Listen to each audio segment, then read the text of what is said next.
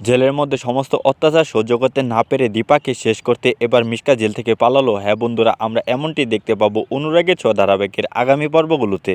বিস্তারিত জানতে ভিডিওতে লাইক দিয়ে চ্যানেলটিকে সাবস্ক্রাইব করে দেখতে থাকুন। বন্ধুরা, মিশকাকে জেলে ভরে দিয়ে সেনগুপ্ত বাড়ি সবাই এবং কি দীপা অনেক খুশি হয়ে যায়। সবাই তখন ভাবতে লাগে আমাদের উপর থেকে কালো ছায়াটা সরে গেছে। কিন্তু মিশকা জেলের ভিতর থেকে মনে মনে চিন্তা করে 10টা বছর তো চোখের পলকে কেটে যাবে। কিন্তু মিশকা ভাবতেও পারেনি জেলে থাকা প্রত্যেকটা দিন তার জন্য কতটা কঠিন হবে। মিশকা সবসময় নিজেকে বড় মনে করত এবং কি মনে করত তার উপরে আর কেউ নেই।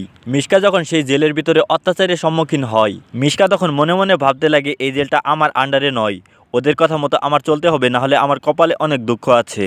ইতিমধ্যে মিশকা জেলের ভিতরে মারও খেয়েছে। মিশকা কখনোই বুঝতেছে না সে অন্যায় করে এই জেলের ভিতরে এসেছে। মিশকা জেলের ভিতর শাস্তি পেয়ে মনে মনে দীপাকে দোষারোপ করে, কারণ দীপার কারণেই আজ তার এই অবস্থা।